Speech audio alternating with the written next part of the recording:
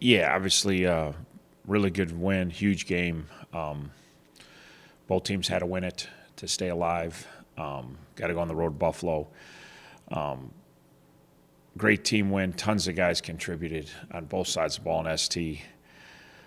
Defense not only held the points down, held them to 20 points. And you whole team to 20 points, you should win.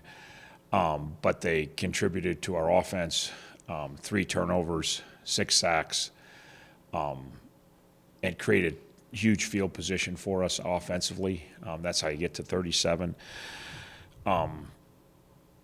Obviously, no Handrew, Malcolm and Kuwach and McWood, guys stepping up, losing a really good player.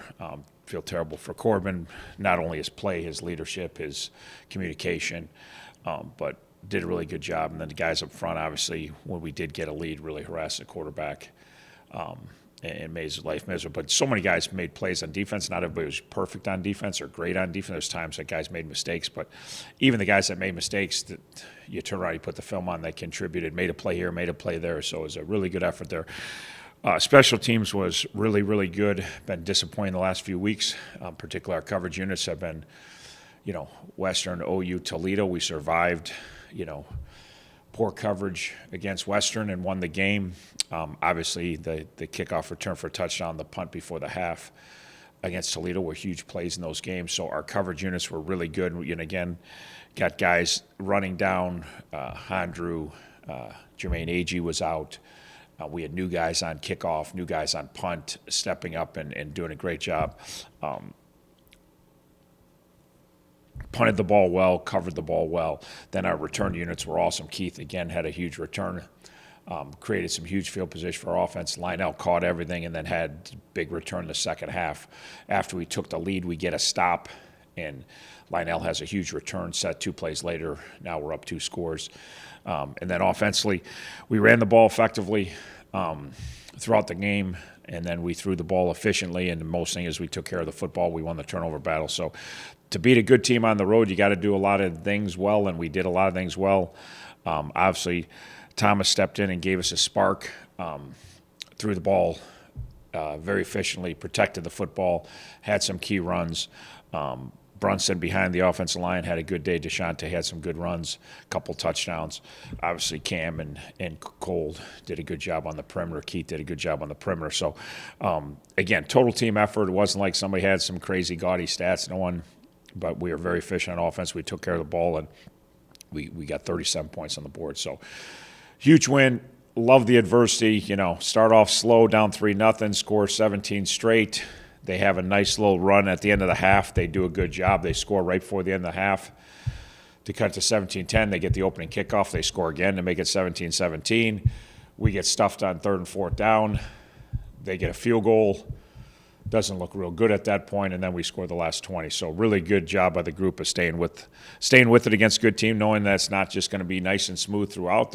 You play Buffalo on the road. They're really talented, and you're going to have some rocky moments, and we did, and we weathered the storm. And so great team win on the road, and obviously puts us in a position that you got another must-win coming up.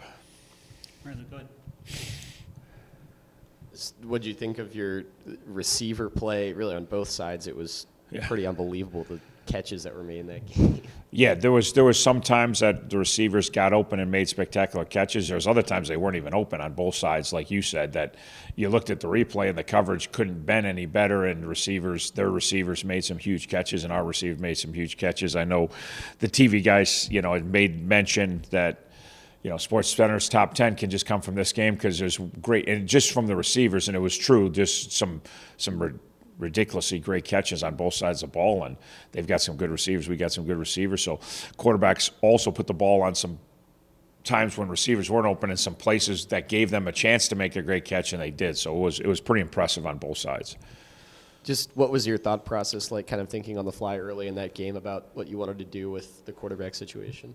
Yeah, we planned on playing both of them going in. We didn't have like a master plan, but we planned on playing. We had Thomas ready to go. We had Hank ready to go. And we were just going to kind of play it by ear. And obviously when Thomas came in, we got a spark and got a touchdown. And then we just, even at that point, wasn't necessarily the plan just to roll them for the rest of the game, but it's a must-win game, and you're going to all hands on deck. And he was playing good, and he was comfortable, and the offense was moving it, and we just kind of rolled with him the rest of the game. So, obviously, great job by him in his first ever collegiate game. That he completed his first pass, made his first run, made his first mistake. It was all new to him. So, obviously, he provided us a spark and did a great job for us. To what degree do you think that there is improvement? You got almost 10 days here between games. How much improvement do you think Thomas can make heading into the Ball State game? He's at his point in his career as a redshirt freshman. He's played one college football game. Every day is a new day for him, and every day is an opportunity to learn. And he will. The nice thing, I said at Lindenwood weekend he didn't play against Lindenwood, but Thomas was ready to play. He hadn't taken a rep the first 3 weeks, but mentally, and I made a mention to the whole team after a practice Lindenwood week, for all you young guys that aren't really in the mix yet, but are on the fringe of the mix. You're not you're up with the varsity, you're not on scout team, but you're third, which is what he was. This is how you prepare. He prepared every day to play, even though he was the third. And he knew unless something really went wrong, he wasn't going to play that week against Wisconsin. But every time somebody talked to a quarterback, he was right there listening, asking questions. And it's well, you're the third. What do you even got to pay? And there's a lot of thirds that don't pay much attention in practice. All right, they're there, and they get their few reps, or they don't get their reps, and they should be paying attention. And I made mention the whole team, if we need Thomas against Lindenwood, this kid's ready to play, even though he hasn't had a rep in 3 weeks or 4 weeks. I said he's preparing, and he's also preparing someday to be our starter, because that's what guys that want to be the starter do. They don't sit back and just accept being the third and pout and moan about it, or just kind of, well, next year will be my chance. No. I'm trying to prepare for my chance right now whenever that happens. And, again, didn't have a crystal ball, didn't know it was going to work out this way this year. But I made mention back, this kid's so now he gets his chance week 11. He's got 11 weeks of preparation, and it showed. And part of it's Thomas's mentality, he likes to be in the arena. So his competitiveness has nothing to do with preparation. He's just competitive. 2, he loves the game, so he was dying to be out there. But he played better week 11 because, there's other guys that could have jumped in week 11 and wouldn't be near as prepared as Thomas was, because they had wasted a lot of time mentally not knowing what was going on. So he handled the moment better than a lot of kids, and it wasn't from preparation that week. It was for how he's prepared the whole season. And so I made mention to him earlier, and it's a great lesson for young people. You don't know when your opportunity is going to come. And a lot of times it's too late. When it hits you in the face, then you're scrambling, I got a chance. No, you prepare your whole life for that moment.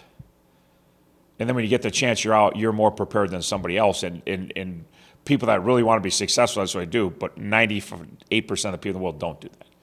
They don't do that.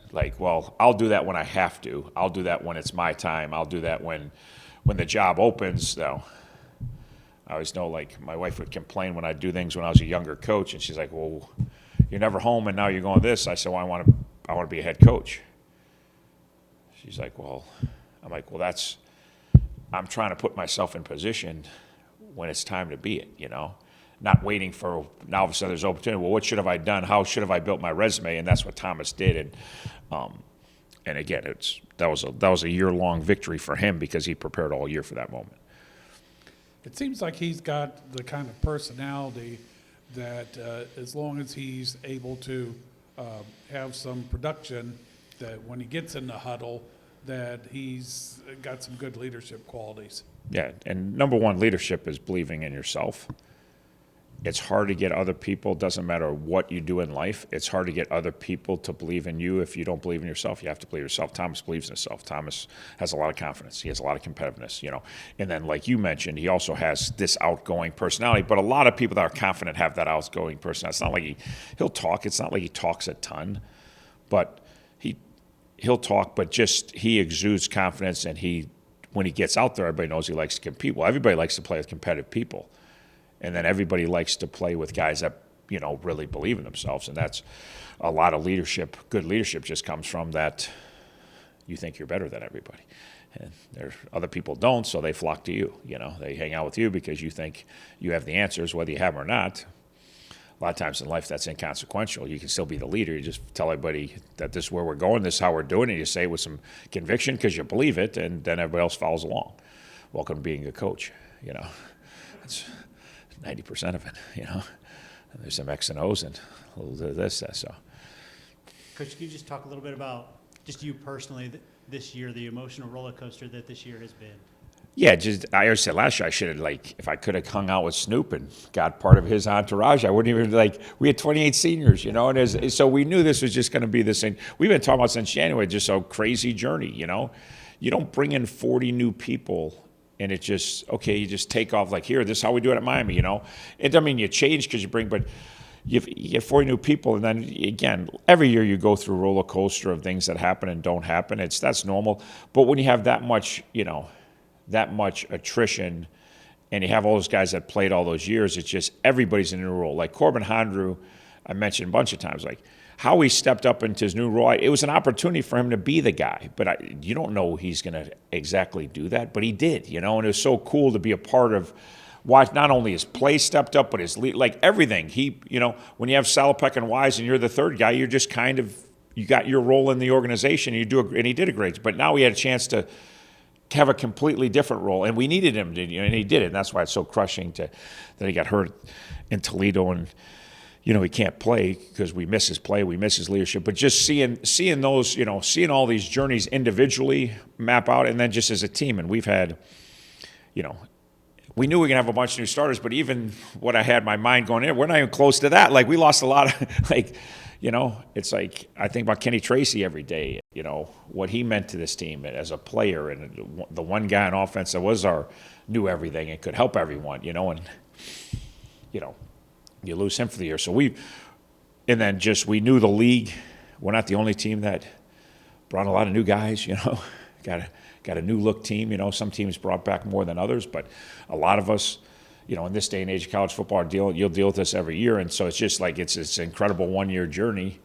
And since January, and we're still on it, and to credit to the kids and credit to the coaches that we've hung in there, we've stuck together. There's been ups, there's been downs, there's been phenomenal moments within games. You just think of the UNLV game. That's been our year, UNLV had it all, one of the craziest, and a gut-wrenching defeat to go 0-3, and could we bounce back from that? Could we push forward, and then you get on a nice run and you have a crazy, great victory against Western, come from behind, and and then you have a couple really hard fought. We knew those 4 weeks. We knew we were going to get a break here before you play Ball State. You knew there was a 10-day break, but we knew it was bam, bam, Western, OU, Toledo, at Buffalo, at OU, we know, and it's been, we've had a ton of attrition because of that. It's been, we're a beyond a mash unit. We haven't practiced, we haven't had anybody in 2 weeks, and we'd still be doing pods if we could, and we're just trying to get to the next week, and some guys are definitely out and done, but then other guys are just fighting like crazy to give us what they can, and it's been awesome. So we got one more week on our journey, and we got to find a way. And we know Ball State, what they're capable of. They got a really good quarterback. They always have a good rushing attack.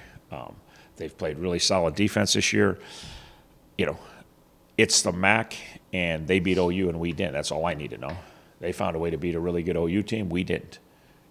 Both were close games. OU found a way to beat us. Ball State found a way to beat them. And if you look at our league, nobody's undefeated, nobody's, and the team that has one loss, Western, credit to them, they've won more close games than everybody else, but Western could have 3 or 4 losses. You look at their margin of victories, they've dug in and found ways to only lose 1 close game, and they've won 3 or 4 close games. So that's everybody. Everybody's playing hard-fought close games, and that's our league, and that's always been our league, but it's more so now in this era of college football that you gotta come every week, and if you don't, you may lay a clunker and get beat pretty good, but typically you bounce right back and you play pretty good the next week. So it'll be where we're at, and mentally, and the grind, and we're beat down mentally, we're beat down physically, and we've done a good job. We did a great job last week fighting through it. We got to fight through it because, again, for us to be easy to take our foot off the gas right now, we're worn out. Not because we want to, just because it's hard right now. It's hard to get through treatment and get to practice and push through in practice and take as many. We got guys taking 2 reps a period out of 12, and guys taking 3 reps, but they're trying to get those 2 reps, They're trying to get those 3 reps, out of 12. And we got a bunch of guys. We meet with Paul every day who can, give him 2 reps a period, give him 3 reps a period. Don't give him any reps. He ain't, you know what I mean? So it's been pretty incredible. It's been a lot of fun. Great kids, great coaches. We've had some incredibly highs as our blast. We've had some lows which stink, but on our lowest day, I wouldn't trade being part of this organization for anything. So it's been an awesome year.